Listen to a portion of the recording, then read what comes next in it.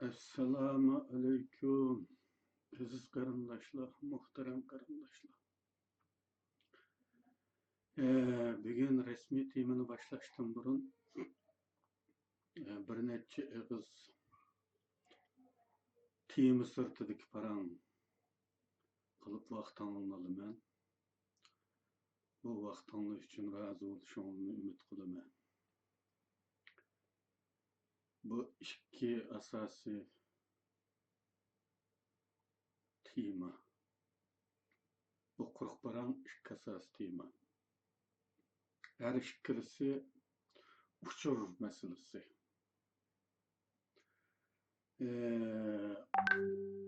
Hozirgi davrni normalda uchur davri deydigan bir aletimiz var. Uchur davri, kompüter davri. Uchur davri bo'lishini kompüter davri bo'lish keltirib chiqarganmi yoki uchur davri bo'lish xususiyati kompüterni barliqqa keltirdimi? Bu ikkisi bir-birini taqozo qiladi. Bu yalnız kompüter emas. Bu ahpullar, aqlli telefon ve başka vositalar va internet bo'ladi. Bu uchur davri intayin foydali bo'lish bilan birga insoniyatning taraqqiyotiga, insonlarning kundalik turmush ehtiyojiga intayin foydali bo'lish bilan birga bu yerda bir dialektik munosabat formasi bor yanada. Xuddi har qanday şeyning eng az ikki yuzi bo'lganga o'xshash. Bu intayin foydali deyilgan uchurning intayin ziyonliq tarafı bor qarindoshlar. Tez diqqat qilsanglar, uning ziyonlarini ko'rib yetalaysizlar. Bu vaqtni ishg'ol qiladi, insonning vaqtini ishg'ol qiladi. Bo'lmas uchurlar. Nimaligini bilmay turib, uni red qilish texi, o'qimay tashlab o'tish, o'qish texi, shunday bir ilojsizlik, qararsizlikni keltirib chiqardi yoki vaqtimizni ishg'ol qiladi. Bu munosabat bilan men shuni deb qo'yaman qarindoshlarga. Tor degan bu narsa bexatarlik nuqtasidan bek ishonchlik emas. Shunlashqa her narsa torda deyilmasligi kerak. Her narsani deyishga bo'ladigan bir sorun emas bu. Bu ikki mavzuningki kichik birinchisi.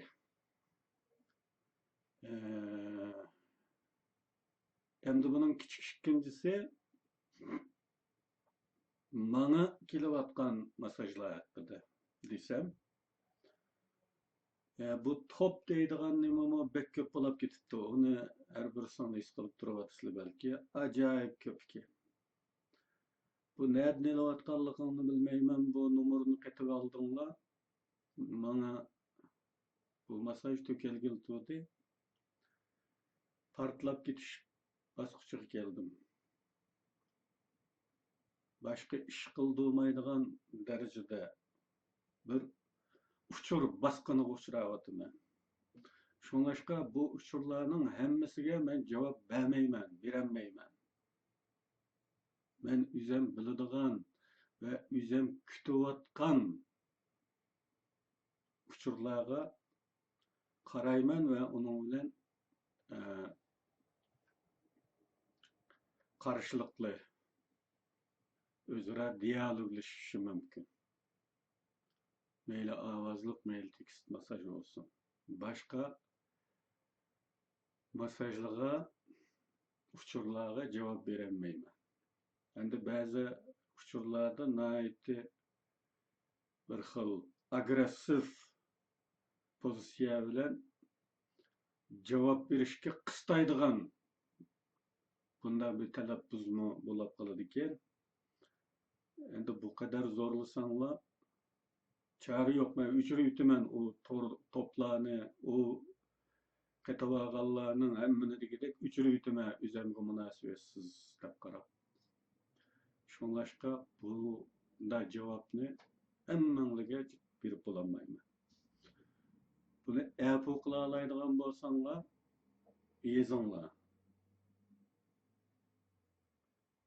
Qarap gelişim mümkin, qaramaslykim mümkin. Emma çokum cevap bermeseň bolmaýdy diýdigan, onda besim karakterde teleppuz gollandygan bolsaňlar, en ýaxşysy o uçurny kılmaňlar. Bu iki çoň şahsy paramymyň birinjisiniň kiçik ikincisi. Endi üçüncüsi, kiçik üçüncü teklifler.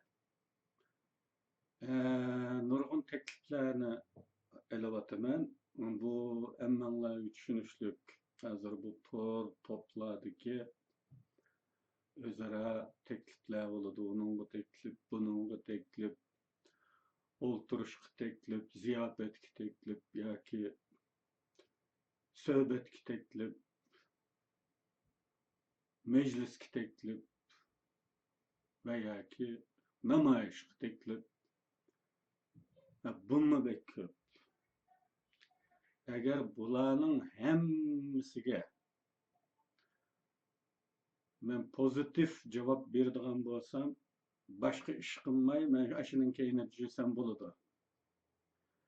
Bunçilik işini tasavvur kıla alaysızlar. Şuna bu tekliflerimi köp çağlarda cevapsız kalady. Şuna bunundan mı aldın ala özür dileymen ve özürümni kabul kılışını ümit kılaman. Şu anda bir sürü kitap neşirge tayarlaşım gerek ona. Men mo demelişim gerek, men maşina olmagandyken çarçayman. Men mo ailenin beşi bolganlykdan işlemesem bolmaýdy. Şuna togry düşündigan bolsaňlar, koňluňla unumagan äwal astyda teklifini kılışky bolady. Emma men o teklifga boluşluk inkas bildiremesem, bunu togry kabul kılsaň bolady. Bu çoň birinciniň kiçik üçüncüsi. Endi çoň ikinci. Kuruk baran diýmemizden çoň ikincisi.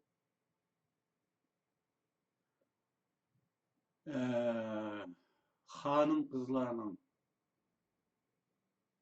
uçurları ýa-ki maňa ýollagan mesajlary hakda bir umumlaşkan cevap berişni mecbur etdim halatga gelmek üçün. Bugünkü bu temanyň aldyda wagtyny elewatman. Ýani bunyň üçin özür soraýman. İnsan, umumen her kandaq insan mehribanlykyň, ayaşnyň,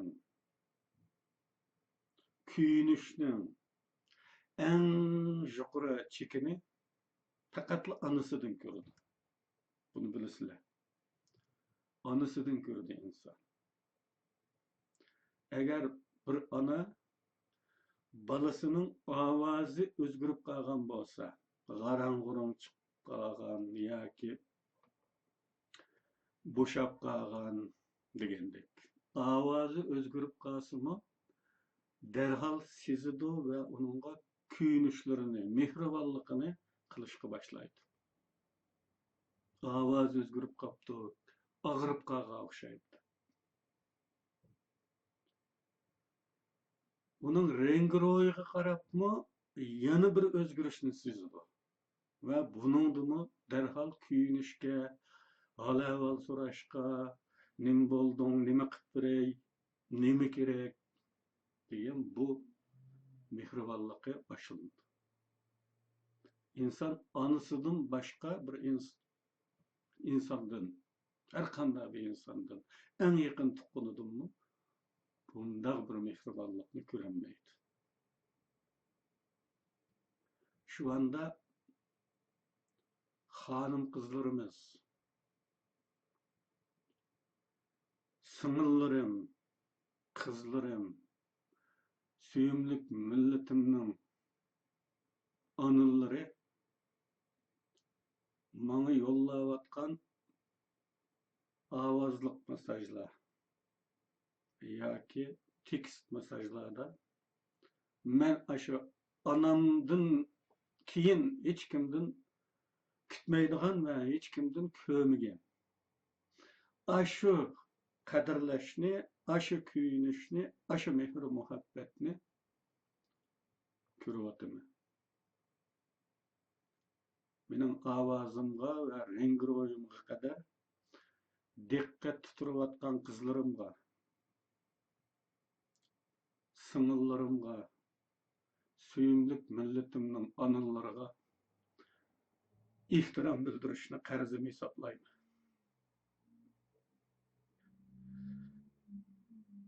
Sizlerinin bu kılmışınlardan insan tesirlenmeye çare yok.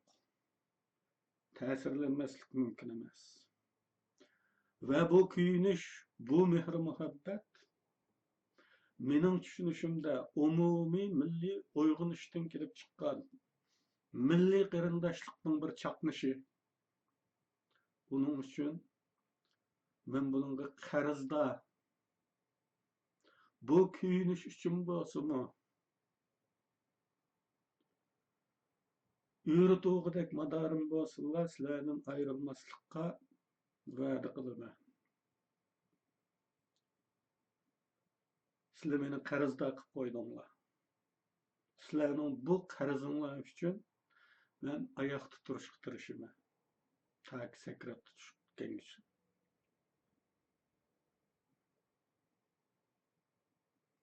Bu munosabat bilan sizlarning bergan ma'naviy energiyanglarga rahmat aytaman. Kuyinish va mehr muhabbatinglar uchun, bu kadar yaqinlik ifodaligininglar uchun sizlarga ehtirom bildiraman. Vaqtinglarni oldim, kechiringlar. Yana azroq vaqtinglarni oladigan bir ishni unutdim. Bu xabarimlarda va Sharq Turkiston azodlik yo'lida izlanish nomli bir siyosiy majmua chiqarayotgan edim.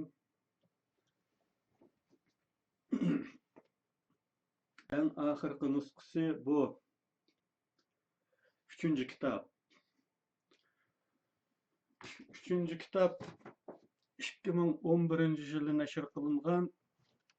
Mana hozirgacha yil hisobida 7 yildan beri 4-sini chiqarolmadim yoki. Nayt ko'p qatim Uyg'ur ziyolilariga bilarmanligiga murojaat chiqardim. Kitaplarning oxirlarida, en oxirgi betlarida, to'rlarda murojaat chiqardim. Eser yollanglar, men kitap qilib chiqaray deb. Bu yerda yana bir qitim chaqiriq qilaman. Bu majmua uchun eser yollanglar. Bu eserning mazmuni azodlik yo'lida izlanish degan aşı ismga uyg'un keladigan har qanday mazmun bo'lsa bo'ladi. Siyosiy mulohiza, strategiya, taktika, milliy masalalarimiz, qiyinchiliklarimiz, futuqlarimiz, ortiqchilik, kamchiliklarimiz, xatolarimiz, her narsa. Bu eserni yollaganda Eynek torbitida, yani mening Eynek nomli munbirimda munosib sahifalar bor. Shu yerga yo'llasanlar, men shu yerdan tepib olaman. Agar ko'may qoladi desanglar, uni to'g'ri bu jiq narsani hammani ko'rolmasligim mumkin. U tor betdagi qaysi birisini ko'rib bo'lgan oldu. Bu haqda Facebook va yoki boshqa vositalar orqali qisqa uchur bilan meni ogohlantirib qo'ysanglar, Eynek munbiriga bir maqola yo'lladim deb majmua uchun. Texmi yaxshi bo'ladi. Asar yo'llovchilarga Allah ko'plab ajr ato qilsin. Endi bugungi temaga kelamiz. Bugungi tema ko'rib turibsizlar, xoinlik yoki munofiqlikning anatomiyasi va psixik arxa ko'rinishi.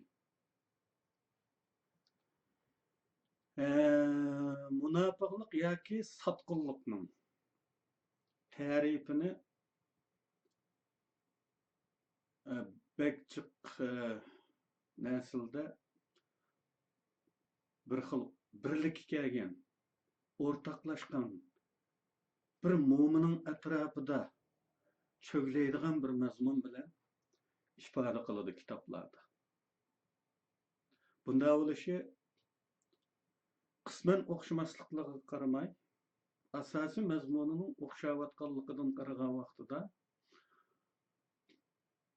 bir insonning düşmanga setilib, düşmanga xizmat qilishini keltirib chiqaradigan asosiy omillar buning psixik arxa ko'rinishi asosan o'xshashgan degan tuyg'u keltirdi bizni. Bu yerda eng avval qilib men inim Mehmetimin A'laning Uyg'urlar psixologiyalik urushda nomli kitobida anlatgan bu munofiqlik, sotqinlikqa oid ta'rifini deyishdan boshlayman. Mehmetimin A'la shundoq deydi. Sotqinlikni pul, amal, o'zining huzur alovati, o'zining ideologiyasi uchun, o'zining o'zgacha o'zlik qarashiga asosan yoki tinchsiz va murakkab balalik xotirasi sababidan qilganligini bayqag'ili bo'ladi.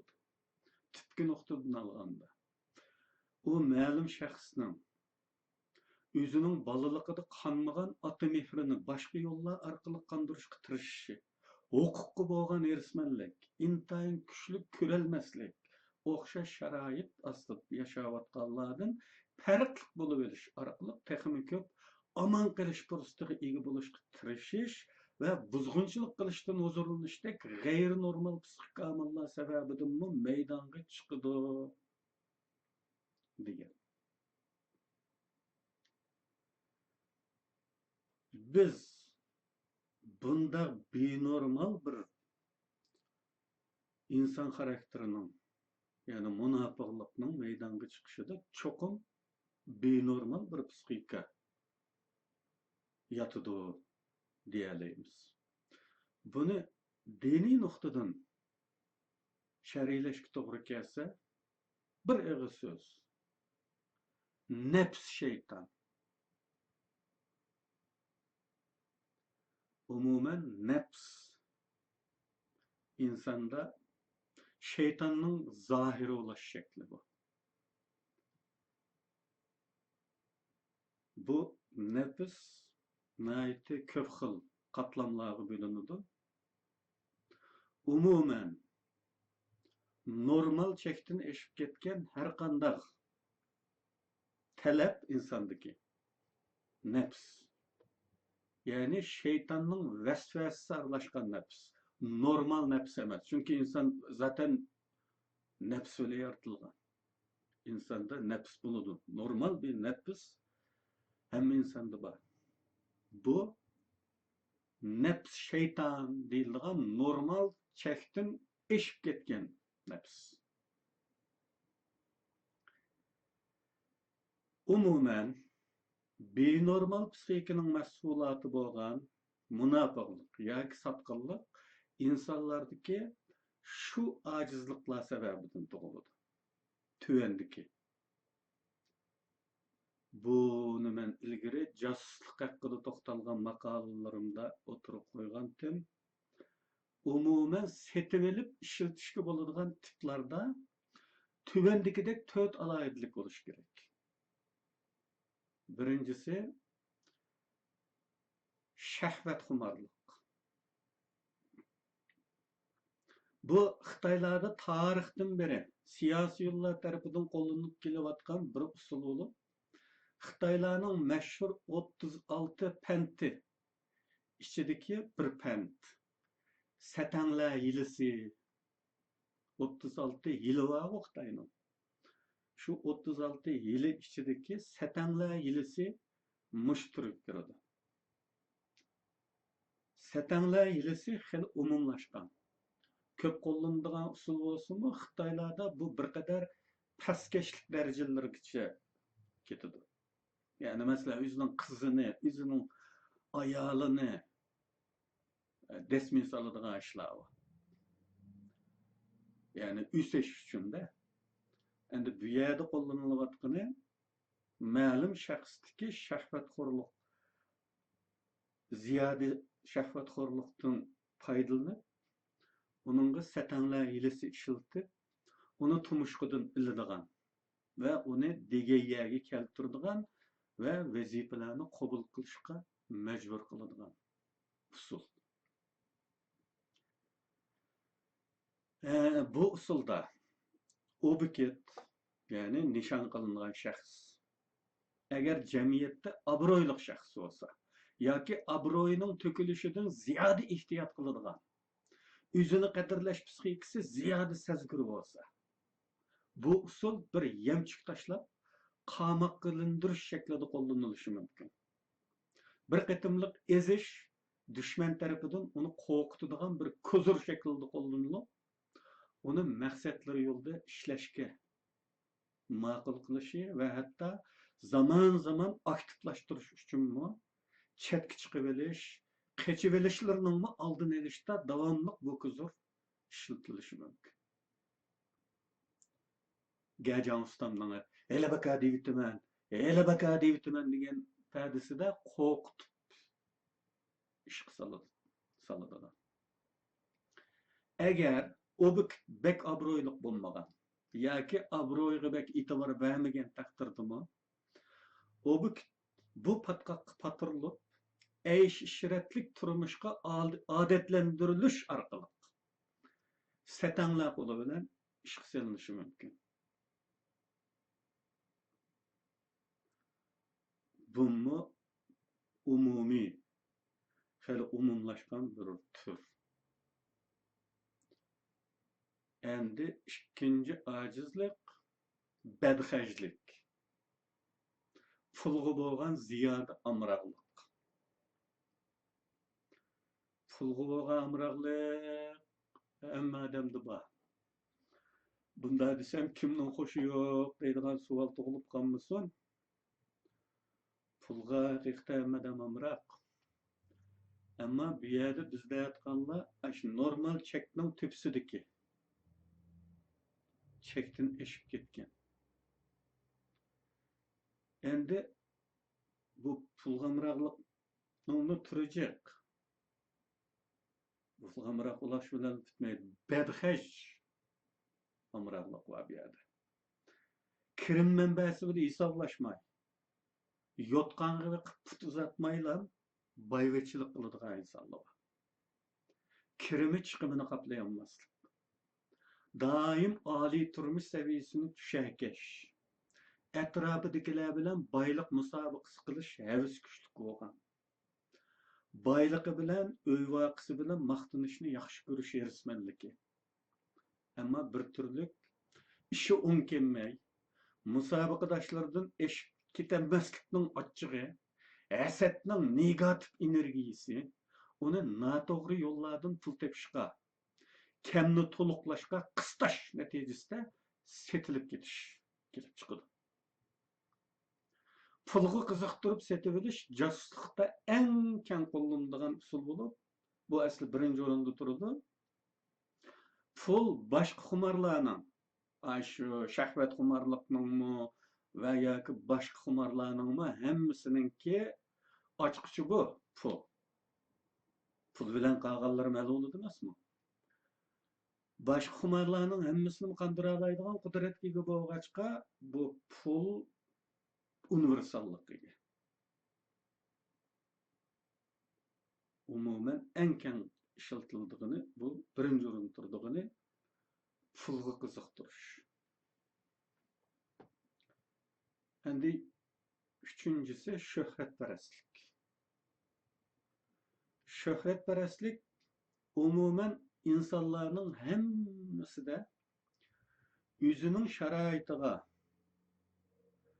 yüzü yaşavatkan muhitga, etrafıdaki yüzü muamele kıladigan şahslarning topida özüge layık bir mevqeda buluş talebi.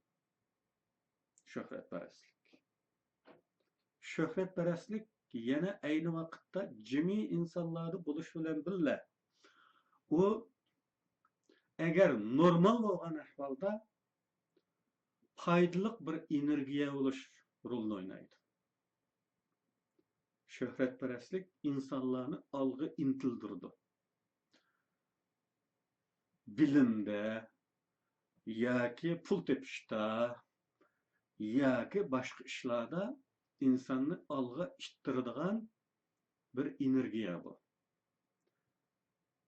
Normal bo'lganda. Benormal şöhretperestlik. Kishi o'z kuchi va o'z qobiliyatiga tayinib ko'zlagan nishoniga yetolmaydigan ahvolda. Ki bu holda uning ko'nglidagi yoshirin musobaqadoshi yoki raqibi uningdan eshib ketgan bo'lsa, uning raqibidan eshib tushishga bo'lgan asabiy xirsi uni munofiqlik qilib bordi. Uni şöhretga erishtiradigan kuchlarga tayinishni tanlaydi. Aslida bu nomussizlik uni texmi sharafsiz qiladigan bo'lsa-mu? Bu setilish, xoinlik degan sharaf emas, sharafsizlik bu, nomussizlik bu. Uni texmi sharafsiz qiladi bu aslida. Ammo bu qilmishi yoshirin bo'lg'achqa kishilar bilmaganligi kiraydi yo'q. Ammo kishilar ko'rib turgan hayotlik sahnasida heliq raqibidan ustun kaslan bo'ldi. Yoki o'zi ko'zlagan, o'zi orzu qiladigan, o'zi intiladigan shu ustun turmush saviyasida yashasa, ko'z qiysa, o'zini ko'rsatsa bo'ldi. Buni jamoat ko'rib turadigan taraf. Endi uning bu kirimining manbasi yoshirin. Uni haq ko'rib turmagandikan, u mayli. Bu tushuncha. Bu haqda Viktor Hugo, bilasizlar, kitobni ko'p o'qiysizlar, shuning uchun Fransiyaning 19-asrdagi mashhur yozuvchilardan Viktor Hugoning deganidek, kishilar murosimlarga, ziyofatlarga, to'ylarga ketayotganda ütkining tumshug'iga yuqib qolgan laydan numus qiladi. Ammo vijdoniga yuqib qolgan laydan numus qilmaydi. Nima uchun? Chunki biri oshkora, yana biri yoshirin bo'ladi. Mana bu sababdanmi insonda qonunlarning cheklamasidan boshqa bir ichki cheklaguvchi omil zaruriyatdir. Buni biz ilgirki bir yozmishlarimizda ko'p sharhlaydik. Qonun insonni qonunsiz harakatlardan, jinoyatdan cheklaydi-ku. Shunisi bu qonun hamma yerda bizning yenimizda emas. Uning uchun jinoyat yana davomli yuz beradi. Sabab bu. Qonun nima ish qiladi? Jinoyat o'tirg'i chiqqandan keyin andin unga jazo beradi. Jazo berib, bu jazo ayni vaqtda to'xini bo'g'izlab maymunni qo'rqitish yilisi deganga o'xshash birining oqibati orqali ko'pga masaj yuridi. Bunday qiliqni qilsang, sen mana shunday jazolanasan degan. U orqali cheklaydi insonlarni. Lekin insonlarcha inson shaytonning vasvas qilishi bilan doim ko'rib turibdi. Balki ko'rmay qolar degan umid bilan yanala shu xato ishni qiladi. Jinoiy ishni qiladi. Bu sababdan biz ixtiyorsiz holda shunday o'yga kelamiz. Jinoyatlarni, yomon ishlarni qonun cheklashda bir oz iqtidorsiz qoladi ekan, yetarsiz qoladi ekan. U holda qanday narsa insonni to'liq cheklay oladigandir? Nim bo'lish kerakdir insonni to'liq cheklaydigan? Bir ichki cheklaguvchi. Ya'ni ichimizda bir cheklaguvchi bo'lishi lozim. Nimadir o? Tabiiyki biz musulmonlar darhol xiyolimizga shuni keltiramiz. Allah qarong'i kechida qora toshning ustida o'milayotgan qora cho'milini ko'rib turdi.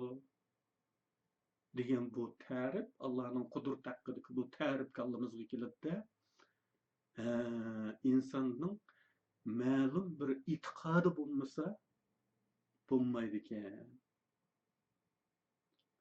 Mana bu ichki cheklaguvchi biz bilan birga doim nega borsak, nega tursak, nima ish qilsak biz bilan birga bo'lganligi uchun uning cheklamasi qonundanmi yetarli. Qonundanmi qobiliyatli holda cheklaydi. Agar bu haqiqiy bo'lsa. Endi e'tiqodsiz odamlardimi yana umumiy millatlarda o'rtaq bo'lgan bir qarash shular, vijdon degan bir tuyg'u bor. Bu insonlarga xos bo'lgan va numus, hijolat tuyg'usidan manbalangan vijdon deydi. Uni ichki cheklash omili bo'lib xizmat qilishi mumkin agar e'tiqod bo'lmagan taqdirda. Mana bu ichki cheklaguvchi bo'lmagan ahvol ostida ajinda bo'ladi. Ya'ni ütekning turmushga yuqib qolgan laydan numus qilamiz, vijdonga yuqib qolgan laydan numus qilmaymiz degan gap. Va buning bilan bu xoinlik, bu sotqinlik, bu munofiqlik kelib chiqadi.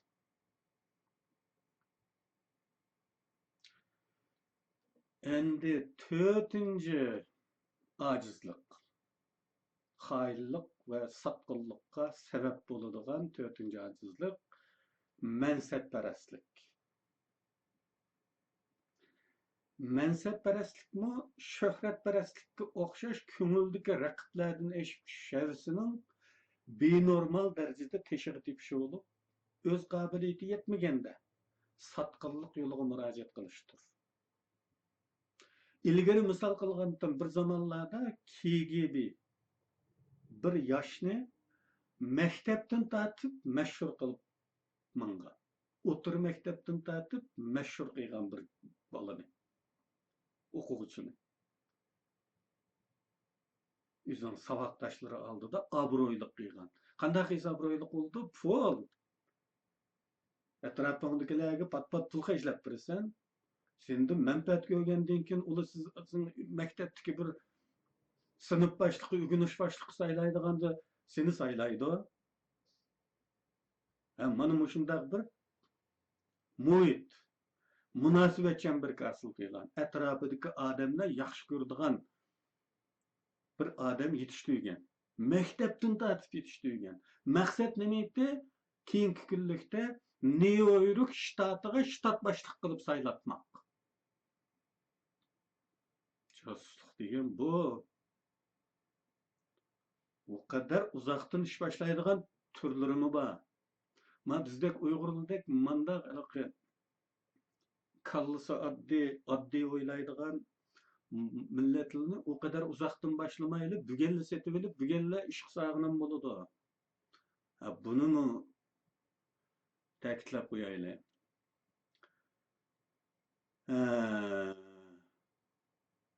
Bir hadis var, ko'pchilik biladi buni. Namratlik kufriga yaqin degan. Nima uchun? İnsan balası ziyade namrat bo'lganda muhtojlik uni yomon yo'llarga, xato yo'llarga murojaat qilishga majbur qiladiganligidan bu namratlik kufrga yaqin bo'ladi. Hamma narsaga muhtoj bo'lganda inson o'ylab boqinglar. Tasavvurda tajriba qilish mumkin buni. Hamma narsaga ehtiyojing bor. Hamma nimaga muhtoj. Bu holda hayotda qilishdan iborat insonningki tabiiy qo'zg'alishi bu instinkt psixologiya tilida hayot qilish instinkt bo'yicha qanday qiladi u?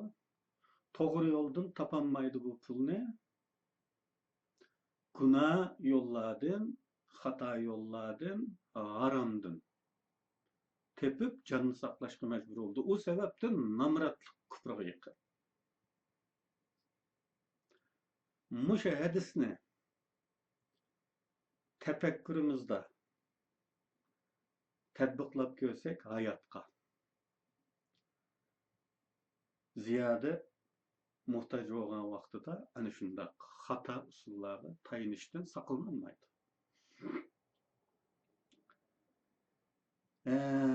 Aslida bular insonlarning eng aqalli va eng zaruriy ehtiyojlari emas. Yuqorida deyilayotgan ehtiyojlar eng aqalli ehtiyojmi? Eng zarur ehtiyojmi? Masalan, shuhratlik bo'lish, mansablik bo'lish, pullik, boy bo'lish qatorliqlar insonning eng tuvan chekdagi birinchil ehtiyoji emas. Nafs xohishdan tug'ilgan ehtiyoji bu. Chunki insonning eng tuvan ehtiyoji nima? Och qolmaslik. Ya'ni tamoq. Och qolmag'idek tamoq bu eng tuvan ehtiyoj. Uningdan keyin ikkinchisi evritini yopqidek nomusning pardasi. İnsan o'lgili turgan vaqtida o'ylaydig'ini nag'minava emas yoki ulug'vor plan, ulug'vor g'oya emas. Bir-biridan non. İnsan uni o'ylaydi. Endi yuqori deyilganlar bu insonning hayot va mamot orasidagi chegarasini ko'rsatadigan oxirgi siziqdagi tuvan ehtiyoj emas. Nafs xohish belgilagan chekdan oshgan ehtiyojlar.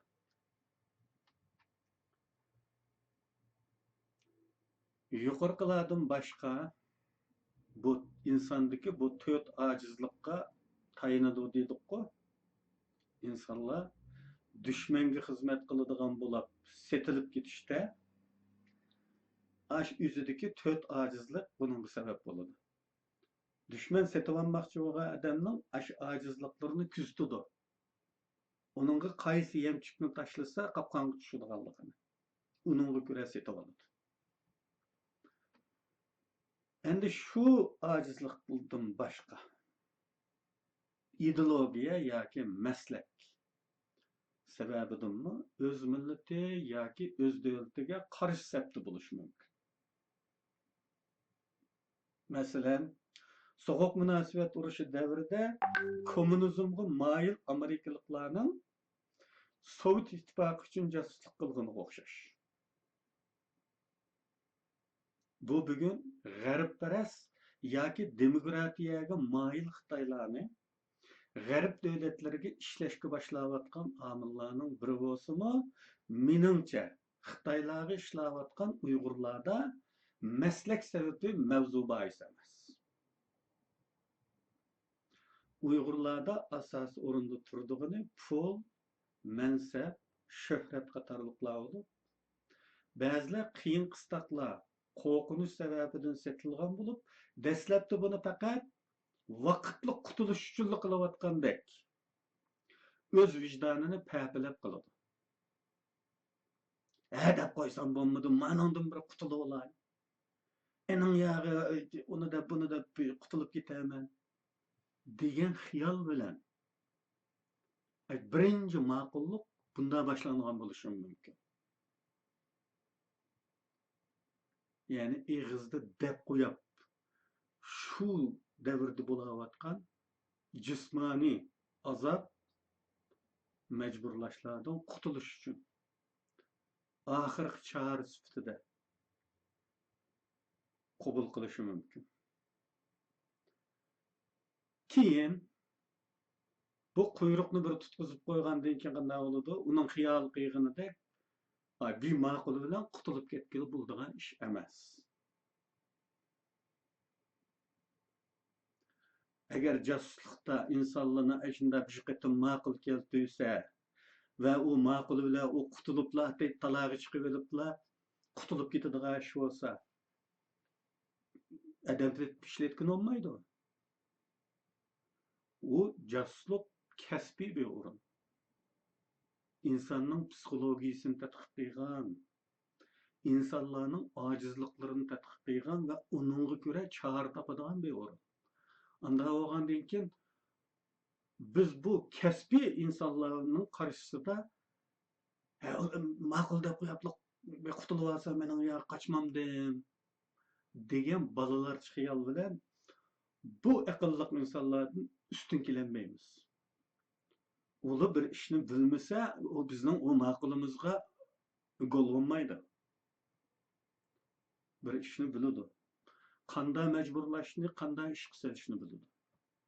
Uning uchun u bir ma'quli bilan biz qutulgandek bo'lamiz yani. Yoki bu munofiqlar, setilganlar qutulgandek his qiladi o'zlarini. Keyin Astridning qo'rqitishning davomlashishi, pesh qilish, hayvik o'sitishlar natijasida ishlashma davom qiladi. Bu vaqtda o'z vijdonini aldaydi. Qanday aldaydi bu vaqtda? Chorsizman. Majbur bo'lyapman. Boshqa amalim yo'q. Ichimdan xohlab qilmayotgandikin munofiq hisoblanmayman. Alloh ko'rib turdi emasmi? Degandek paypalashlar bilan vijdonini aldaydi. Ama bu negatif geçmişlerinin yoshurnanda toplanishi natijasida bir necha natija kelib chiqadi bundan. Bularning hammasi negatif natija. Biri bo'g'liq bo'ldi. Endi anamning ayg'uchilik qildim balam degandek. Poqni yeb bo'libdiman. Baribir aqllanmayman. Degan passiv ruhiy holatning besib olishidan o'zini qutqizolmaydi. Agar mushuni yenga olsa qutulishi mumkin. Hech bo'lmaganda Xitoyning changilidan uzoq bo'lgan, ya'ni chet ellarda turib Xitoyga ishlaydiganlar bor. Masalan, ularni Xitoyda jismoniy jihatdan majburlay olmaydi. Unda bo'lgandan keyin ular o'zlarini qutqiza olishi mumkin. Shunisi ular anda passiv psixika, in-time passiv psixika tufaylidan o'zini o'zi kamsindirib, ruhsizlashtirib, ashuning tegida qoladi. Uni beshidan etib cho'rib tashlab o'tishga jur'ati bo'lmaydi. Shuning bilan qutulolmaydi. Yana biri kulib qilish. Yani yoshurun anda toplangan negatif uçurlarının hamallanışı. Ve bu yoshurun anının insanın hareketinde oynaydıgan 90%'in eşip ketken karar çıkış roluğu göre boğuluk bol diye bunun birisi devam kılıyordu. Yani biri künüp kılış. İnsan künüp kaladı. Bilisizler, İnsan hatta dozak künüp kaladı. Dozakka. Dozak künüp kalıp azapni his qilmas bo'lib qoladi. Utbeldan Qur'onda deydi, terini yengishlaymiz deydi. İnsanların terisini sezmas bo'lib qolgan terini. azapni sezadigan teriga engishlaydi. Demek insan bu derecede künet kağıdı kılışkı mayıl, köngek bir mahluk. Şuңlaşqa künüp kılış tüpeyilden vasıtı ve məqsətinin rolu almışıp qaladı. Əslində bunu əlqi maqıldap qoyashını bir vasıtı qıyğan, o qutuluşunun vasıtısı qıyğan. Endi bu vasıta məqsətə aylanıb qaladı. Bu psixik qalaymaqançılıq bu. Şu insanda görülgen psixik qalaymaqançılıq bu. Əslində azapdan qutulub bilish uchunla hədəfli qoyğan bu vasıta keyin məqsədə aylanıb qalğan. Texmi umumlaşqını bir qatar şərməndə xizmətlərdən qalğan ayaq izləri düşmən tərəfindən onu qorxutub, sadaqətdə tutub turadigan vasıta qılındı. Yani elə baka deyibdi mən. Elə deyibdi mi baka elə? Deydiğanğa ilgir qıyğan xizmətlərinin kopiyaları var. Xitay unumlu qo'rqitdi. Elə mən deyibdi mi? Bu davam qilishga majbur bo'ldi. Eğer xizmetni tashlab etaman desang, burun qiygan munofiqliklaringni xalq olamga oshkorlayman. Rasvo bo'lasan. Bu yerda yana nima rol o'ynaydi? Shuhratparastlik rol o'ynaydi. Chunki shu shuhratparastlik rasvo bo'lishni ko'tarolmaydi. Yani ütekning tumshug'iga loyiq qilib qolsa bo'lmaydi. U hammadan ko'rib turdi. Aslında resva, bir münafık degen, bir hain degen resva olmay nima o? Resva o. Ama o resvalık, o lay vicdanlıcı qo'lluq. Vijdandaki lay o. Vijdandaki necaset o. Ama bunu ütkünün teşhis sugayman, hammadan ko'rdigan yerga deb qo'rqitdi. Mush qo'rqitish bilan izchillik saqlandı. Bu chet ellardagi munofiqlar uchunmi kuchga ega. Asosli chet ellardagiligi bu qo'llanildi. Ularning Xitoy hukmronligidan qutulgan, hur dunyoga chiqib olgandan keyinmi davomli turda Xitoyga ishlayverishlarining bir sababi mana shu vijdondagi loy. Uni Xitoylarning oshkorlab etishdan qo'rqish tufayli davom qiladi. Qadimgi zamonlarda oila yaqinlaridan birarni tutsoq qilib, ya'ni go'rida tutib majbur qilindi. Agar boshqa uzoq davlatlarga evatiladigan odamlar sadoqatsizlik qilib qochib ketmaslik uchun uning oila a'zolaridan eng yaqinlaridan birasi go'rida tutiladi. Keyin ovoz elish texnikasi barliqqa kelgandan keyin magnitofon barliqqa kelgandan keyin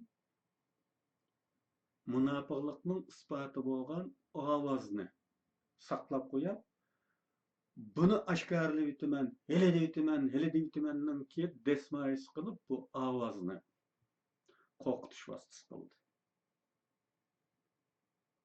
Endi hozirgi zamonda videoluk ko'rinishlarmi bundoq vositalarning bir qilinmoqda. Xitoyga ancha hadab qo'yish shaklida bog'lanib qolgan. Andan Xitoyning buni oshkorlab rasvo qilmaslik uchun davomli bu rasvochilik ichida davom qilganlar.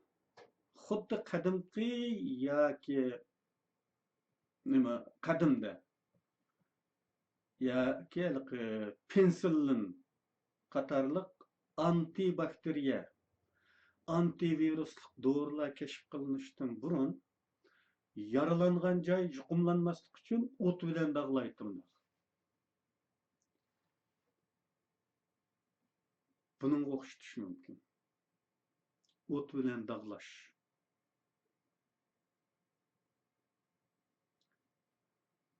bu manzarga o'xshatish mumkin. Qanday o'xshatamiz buni? Ya'ni yarador dog'lashning azobiga chidasa hayot qoladi. Veya yuqumlanmaydi. Ash o't bilan ash qizitilgan to'mini yiqib dog'lasa o'qdekka yani yoki qilich kesga yani aman qoladi. Agar u o'tga dog'lashga chidamay, ya beshimga kelganini ko'ra shunda turaversin desinim bo'ldi.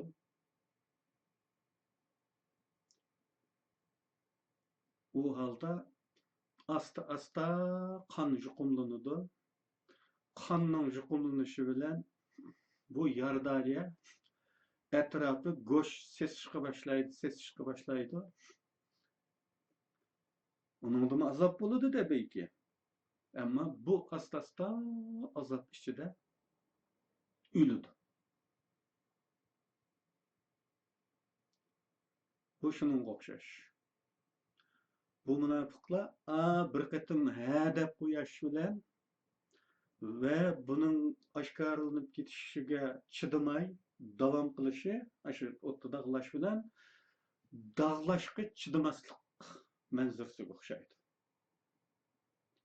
Agar shu dog'lashga chidasa deganimiz, agar bu munofiq shu bir qatimlik munofiqligining, chorasizlikda qilgan munofiqligining oshkorlanishiga chidasa ve onu düşman divitime deb o divitishdan burun o'zi dardillik bilan o'tirg'i chiqib, men majbur bo'lgandim. Xitoy meni bunday azob bilan majbur qilganlik uchun men ma'qul deb mushpoqni yegan. Endi qutuldim, endi uni qilmaydigan bo'ldim deb oshkorlab etsa, o'zi Xitoydan burun. Xitoyning oshkorlab o'taman degan o desmayisi kuchidan qoladi. Bu o'tda dog'lashga chidash bilan o'xshash. Ve bu adam onundan keyingi hayotida pak yaşasa mümkün. O'tda dog'lashning azobiga chidamasa, bu rasvochilik davomlashadi. Asta qini sesib, go'sht sesib, baribir o'limga olib boradi.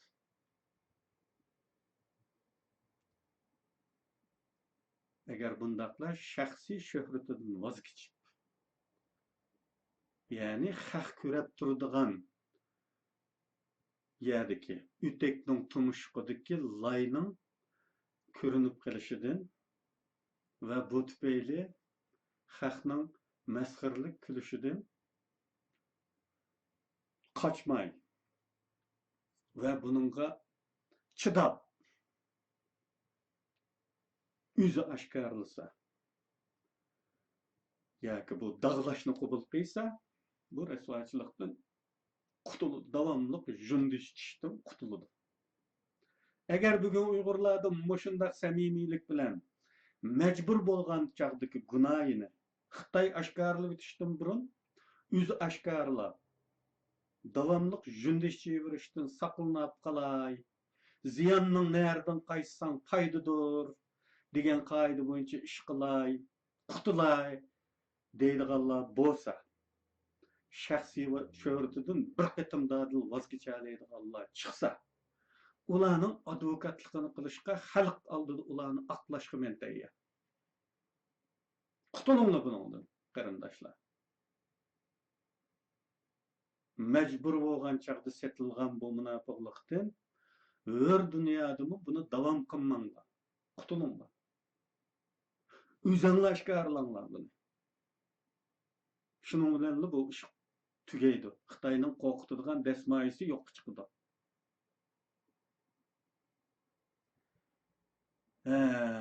Yana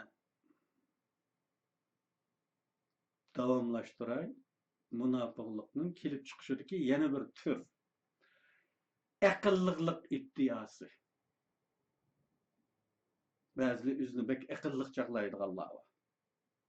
Men ilgari Sharq Turkiston Azodlik yo'lida izdinish nomli majmuaning birinchi kitobida aqlliq Uyg'urlarga mavzuliq bir maqolada bir az tegib o'tgan bu nuqtaga ba'zilar o'zlarini bek aqlliq chaqlaydi. bek aqlli bo'lganligi uchun masalalarni real o'ylaydi. Reallik nima? Xitoylar bek kuchli, Uyg'urlar bek ojiz, dunyoning ahvolini uyg'un emas. Undaqkan vatan millat deb ko'ldovlab yurish behuda avarchilik. Mana bu real sabab. Bu real sabab munofiqlikni, xoinlikni aqlaydi. Bu aqlliqlarning tushunchasi bo'yicha bu munofiqlik, xoinlikni aqlaydigan yetarli sabab bu. Biz shuni kesib ayta olamizki, agar g'albaga kafolat bo'lsa, kim munofiq bo'ladi? Bizning cho'qim g'alba qiladiganligimizga 100% kafolat bo'lsa, buningga har shaxsning ko'zi yetadigan darajada. Yana kim munofiq bo'ladi? Hech kim munofiq bo'lmaydi. Hamma odam inqilobchi bo'lib oladi. Ve yeni kurulduğun devletin menfaatlar ulaşka yol hazırlaydı. Kahramanlık bilen hainlikning farqimi dal shu yerde. Kahraman özünü atagan g'oya yo'lida özünü beg'ishlagan bo'ladi. Neticesidan qat'iy nazar shundaqla mevasini o'zi uzalaydigan bo'lsin, bo'lmasin. G'oyasi yo'lida ulush qahramonlikdir. Bizde şunda irade buluş gerek ki, eğer min evlat netice alanmasak, birinci evladımızga yanılı bu işini devam kılışını tapılıp ülümüz. Kahramanlık bu. Netice kazanalaydıganlıkını bilip kıyga iş kahramanlık olmaydı o. Netice bulmasın, ben bunu kabul kılmayayım ama düşmanınkini. Meyli ben muşu halkının yolunda aksın, akmısın, paydı çıksın, çıkmasın, meyvesini ben köymey, mangan, degen kahramanlık oldu. Münafıklık oldu, kahramanlıktan farkı bir yerde. Bu akıllık Uygurlar, özünü akıllık çağlaydıganlar, anda aqlaydı özlerinin münafıqlıqını.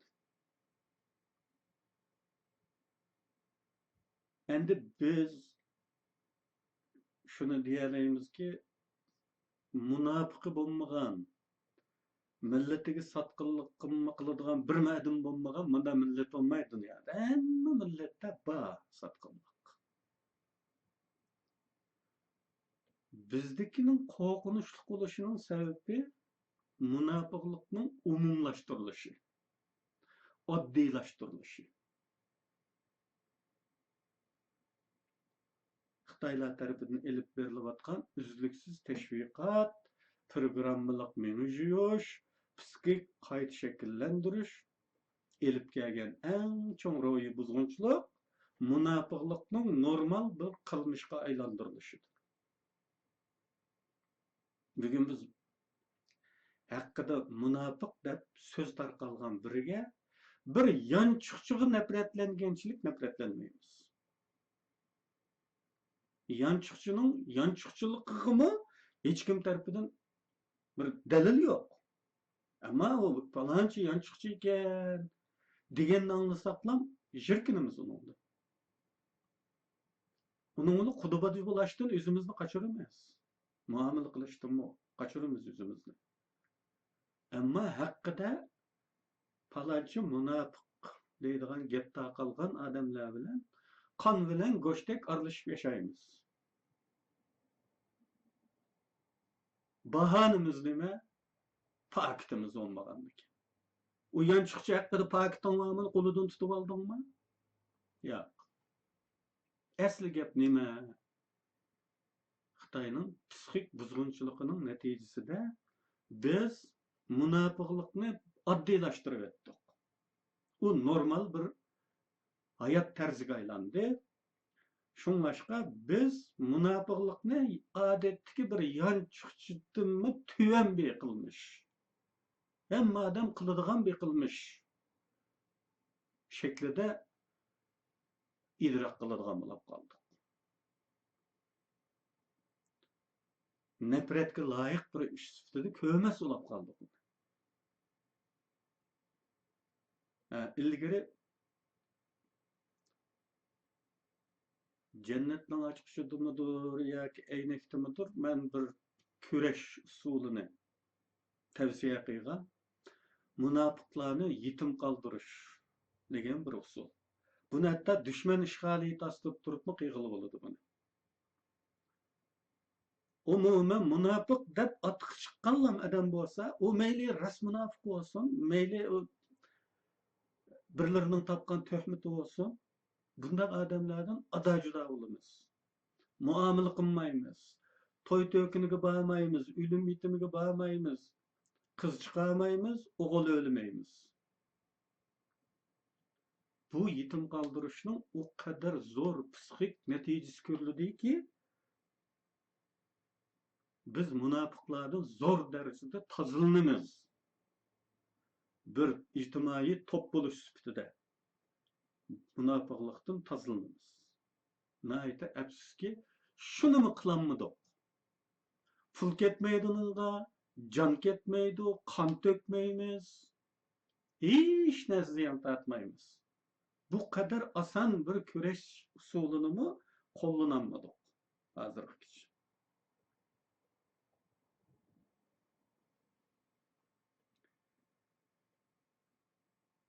Bundaq bir sosyal atmosfera texmi ko'p munofiqlarning barliq kelishiga uyg'un bir tuproqni barliqqa keltirdi.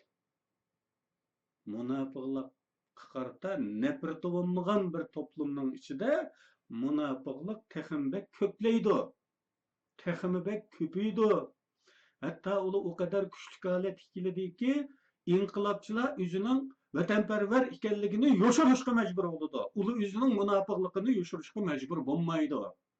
Buning taraqqiyoti bunday bo'ladi, ikki qarama-qarshi qutubga.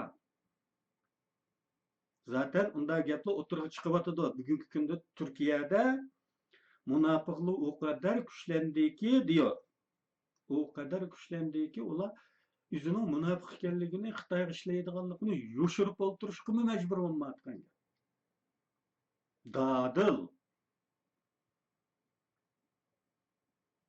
Bu savol mendan so'raldi. Men javob berdim deyman bir shu videoda. Ma savol javob desida.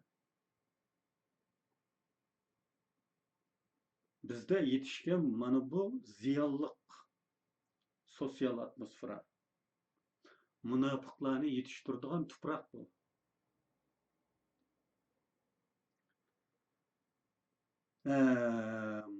Bizning toplumimizda qisqasi munofiqlik tufaylidan yetim qolgan bir odam yo'q.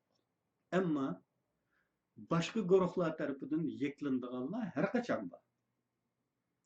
Ana aq deb yeklaymiz, buni ko'k deb yeklaymiz, ammo munofiq deb birisini yetim qoldirgan ish yo'q.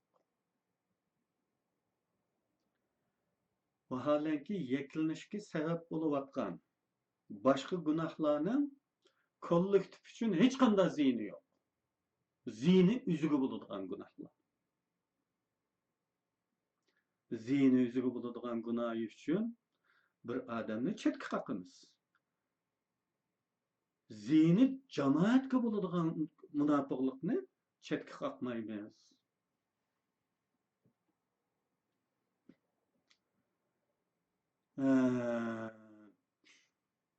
Avstraliya quruqligi kashf qilingandan keyin Yevropalik istilochilar bu yerda bo'ri ko'p deb qarab, bo'rilarni qirib tashlab naslini quritib o'tgan tamamen. Ammo bo'rilarning tamamen yo'qolishi toshqonning ko'payib ketishiga sabab bo'lib, ziraat mahsulollarini tamamen nobud qilib o'tgan toshqonlar. Hiç usul alanmadan. Bunda bir vaziyet barlık geldi.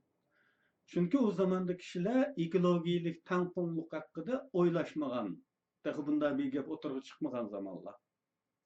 Yeni afet texim ecellik olğaçqa qaytadan başka qit'alardan bir qancha jup börek kilib Avstraliya tabiatga qo'yib o'tgan va bir mezgil bo'ri ovlash qonun orqali cheklangan. Ularning nasli ko'paytirilgan. Munofiqlarning ishimi shunday bir masala. Agar biz ojizlashib ketsak, munofiqlik ko'payib ketadi.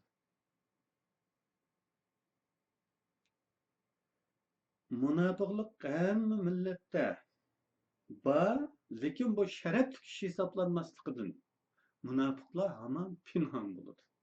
Qorong'ida bo'ladi. Hamon o'g'rining kayfiyatida bo'ladi.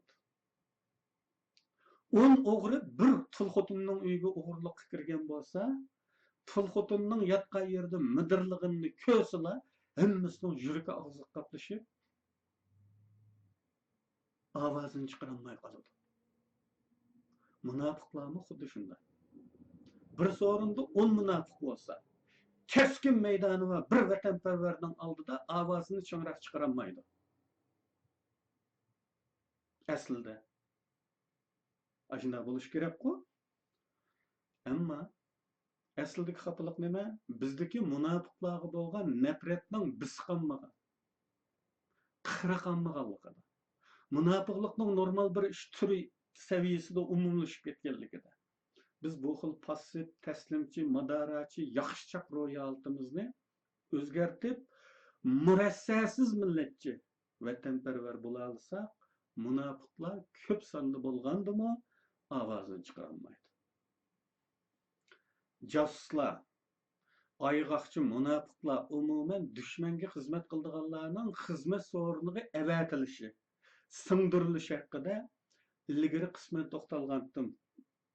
Burungi kitoblarning birisida bor, balkim Aynakda bo'lishi mumkin. Bir josusni ishonchli qilib, obyekt qilingan jamiyatga qabul qildirish uchun nimalar qilindi? Amerikada chempion sportchilardir. Amerika uchun oltin medal qozonib bergan chempionlardan KGB josuslari bo'lgan.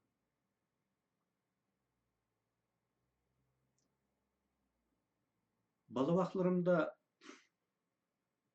o'qigan bir ish esim keldi. Sovetning kitoblaridan birisi. Korshinning oxirgi ishi degan. Buningda Korshin degan bir josusninki kod ismi. G'arbning josusi bu Sovet ittifoqidagi g'arb josusining ismi Korshin. Qaga degan gapmish bu. Ma uruschi biladiganlar onu bilasizlar. Bu Korshin aslida Sovet qizlar armiyasining tuvan darajalikning eng yuqorisidagi bir ofitser. Tuvan darajaning yuqorisi desam, nima qarama-qarshi gap demanglar. Bu ofitserlik 3 darajalik bo'ladi. Tuvan darajalik, o'rta darajalik, yuqori darajalik. Tuvan darajaliklar serjantdan kapitangacha bo'ladi. Serjant, leytenant, kapitan. U belki kapitan bo'lishi mumkin. Bu ofitser asirga tushdi Germanlarga. Asirga tushib, u yerdagi qiyin qisqatlarda Germanlarninki xizmat taklifini qabul qilib, josus bo'ldi. Uni so'roq qilish bahonasida chiqib, josuslik bo'yicha zarur tarbiyalashlarni elib berib, bu ish bitgandan keyin qanday qiladi? Bu tutqonlandi. Asirlar lagerda.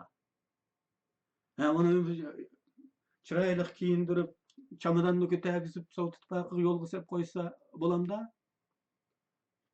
Sovet ittifoqi aytib uni. Qanday ishlanadi unga? Sovet ittifoqini ishondirish, bu josusni Sovet ittifoqiga singdirib o'tish uchun qanday qiladi? Asir kampidagi asirlarning hammani qochiradi. Bir turmadan qochish voqeasi paydo qiladi.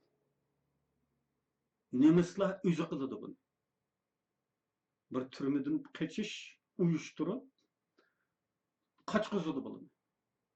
Uningdan keyin aqsdan o'qitadi. Biraming asir va bu asir kampidan qochib Bu keçişning aqısdan ol qoğlap oquyatgan yerda etib, chunki hikoyani rost qilmoq lozim. Sovet ittifoqi qapoqlash emas. Uning ustiga kommunistlar degan bek zig'iylaydi. Qechib keldim desalar ishonmaydi. Uyg'ur emasku ular o kadar gol. Atıdı bulunu. Rahimsizlik bilan atıdı. Bu əsərlər birər min əsərdən 100 neçisi saq salamet ormanlıqdakı Sovet partizanlarının kampallarına verip qutuldu. Yani 900-800'den jiq insanның ölüşü bedelige yana 100 insanның normal əsərləndi. Yani qaytadan nemislarga qarşı urushga atılışı mümkün. Normal askerler. Aşılınımı meylide razı olup qo'yib berish orqali bir jasusni ishonchga erishtirdi. Bir jasusni. Bu Sovet ittifoqi qahramoni bo'ldi bu. Medal, qahramonlik medal oldi. Hatta yazgıçılık yayınlık girip edip bunun iş izlerini gazetlerge yazıp teşvik kıldı. Onundan başka bir yazgıcı hatta partizanlık yolu namlık bir roman yazdı bunun hakkında. Bunun hayat geçirmişleri hakkında bir roman yazdı. Bunu kelip şu partizanlığa koşuldu. Partizanlığa koşulunun içinde ta ki g'alba qilg'icha yerda jang qilib, keyin tinchlik asliga kelgandan keyin davomli holda G'arbiy Germaniyaga ishlaydi. G'arbiy Germaniya orqali G'arb blokiga ishlaydi.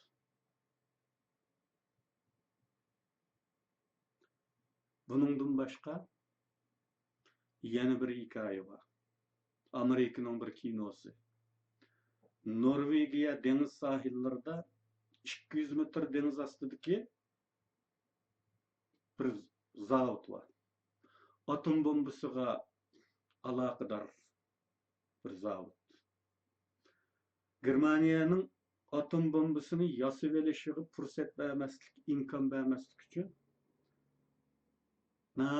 ko'p jasus ish qilib, bularning haliqi ig'ir suv ishlab chiqaradigan sanoatini vayron qiladi, uni vayron qiladi, buni vayron qiladi. Buni ilgirlatmaydi u. Bu haqda jiq kinolar va jiq hujjatli filmlar va nurg'un kitoblar, hikoyalar bor. Bu Norvegiya deniz sahilidan 200 metr cho'nqurlikdagi bu zavodni portlatish uchun ko'p uringan bo'lsa-mu, bu yerga odam singdirib kirgizish faqat mumkin bo'lmaydi. Bir jasusni ishonchli qilish uchun ularga 26 jasusning o'ldirilganlik voqeasi so'zlandi. Va buningga xizmatda qilayotgan yana bir jasusning og'zidan shunday deyiladi. Sen çokum g'alaba qilishing kerak. Bu vazifani çokum o'rindashing kerak. Seni ishonchli qilish uchun 26 odamni qurbon berdik. Va yana mushada agar biz shu anda bir hodisa bo'lib bayqilib qolsak, ishkaylar. Hech ishkilanmay meni etib etgan deb topilaydi Allah. Tapılğandan keyin yana shuni qo'shib qo'ydi. Sen bu meni atqin kelmay qilib, ishkilinib qilib, chandurib yurma. Meni atsan atmasang men yaqinda o'laman. Doktorning diagnozi men oxirgi bosqichdagi rak bo'lganligim uchun mening bir necha oylik vaqtim qoldi. Şuna mening bir necha oy ortiq yashashim yoki kam yashashimning karoyati chog'liq, ammo sen ishonchli bo'lish uchun hech ishkilanmay meni at, deb topilaydi. Ben nima uchun deyman bu gaplarni? Yüzümüzdeki avvalgi selishtirmoq uchun deyapman, qarindoshlar. Chunki bizdagi avval bekmi balalarcha biror parcha vatanparvar hikoya bilanla ishonchli bo'ladi. Bizda bu kadar oddiy bu ish. U bir parcha vatanparvar hikoya yozgan odamdan abadiy gumon qilishga bo'lmaydi. Tilingiz kuyida gumon qilsangiz. Hikoya nima? Hikoya to'qilma. Bo'lsin bo'ldigan, bo'lmasin bo'ldigan.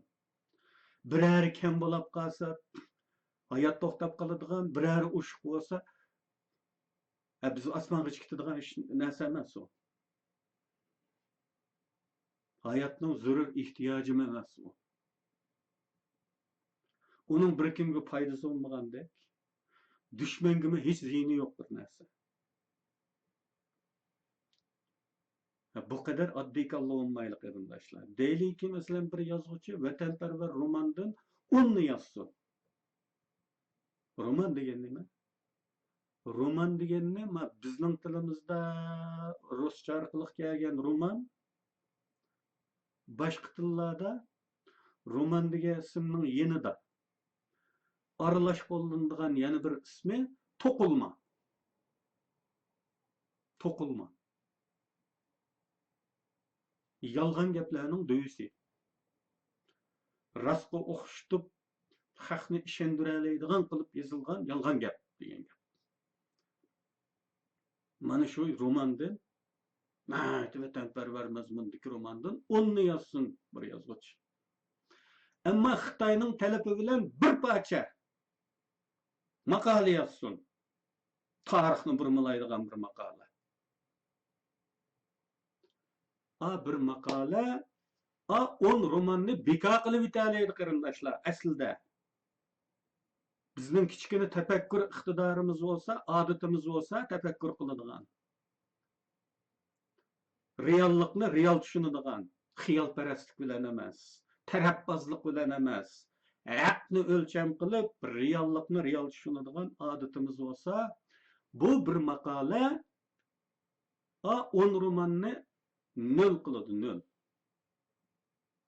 Chunki roman degan to'qilma, yolg'on, uning hech qanday jiddiyati yo'q. Buni shuningdan ko'ralayimizki, agar siz bir ilmiy dissertatsiya yozmoqchi bo'lsangiz, foydalanish materiallarining tizimligini bersiz-ku oxirida. Foydalangan materiallar deb kitoblarning, maqolalarning tizimligini. Bir romanni bu tizimlikda atayanmaysiz. Bir romanni foydalanish materiallarining qatorida tilga olsangiz, kulkib qolasiz. Sizning bu yozgan dissertatsiyangiz ilmiy emas bo'ladi. Uning inovatini tushirasiz. Chunki siz romanni foydalanish materiali qilib olgan degan ataq bilan ishingiz bitadi. Roman unchalik narsa. Uning estetikalik bir roli var. Yani san'at zevki veriş rolu var. Onun ne biliş rolu, ne terbiyevi rolu yok. O ciddi manadaki narsa emas.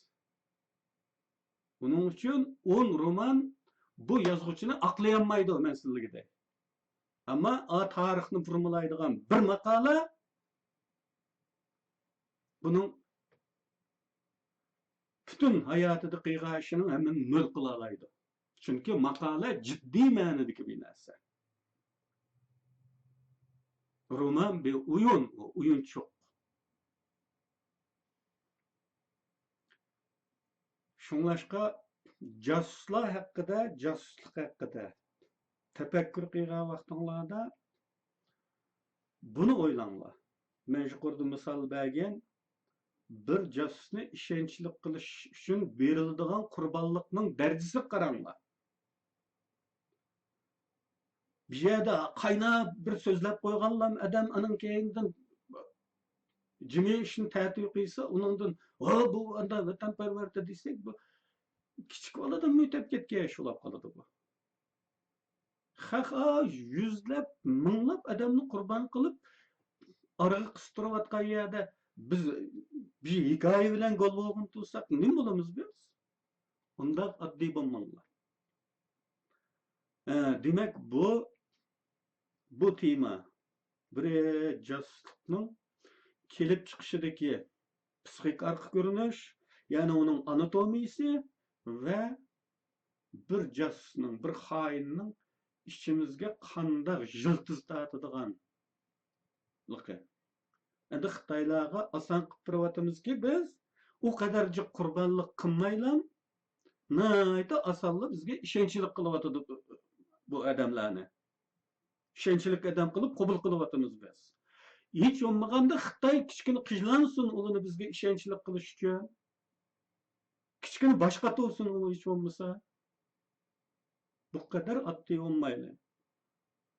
Bu yerda deydiganimning asosiy maqsadi bu. Birisi xoinlik, munofiqlikning kelib chiqishidagi oq ko'rinishini tushunsin biroz qarindoshlar degandan iborat. Bu masalani yana so'zlashimiz mumkin, chunki buning bekchiq konkret tafsilotlar bo'lishi kerak. Deylikki, bir odam biz tasavvur qilolmaydigan bir ish endi. Bir odam qandaqsiga o'zining millatining dushmaniga xizmat qiladi. Qandaqsiga o'zining qarindoshlarini dushmanga yordamlashib o'ltirishib turdi. Buni qanday uning vijdoni qabul qiladi? Deganni o'ylasak biz hayron qolamiz, shunday emasmi? Cho'qim hayron qolamiz bunga. Hech aqlimiz yetmaydi bunga. Ammo bu jasuslikda shu odamlarni o kadar çüprende adamlardan emas, ba'zilar hatta xeli uqumishliq, xeli vijdonliq ko'rinadigan odamlarni bu vijdonga muxolif ishga qanday keltiradiganligining hunarlari bor. Bu haqda so'zlashimiz mumkin. Nurg'un hunarlari bor buning. Shu odamga hech vijdon azobi chektirmasdan turib qabul qildiradigan nurg'un usullar bor.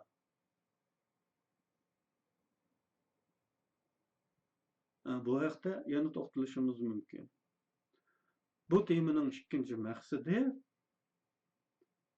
jasuslarning, xoinlarning ichimizda yiltiz tortishida dushman tarafning qo'llanish ehtimoli bo'lgan nurg'un usullari, qurbonliklari buni sifatlash uchun odamni bizga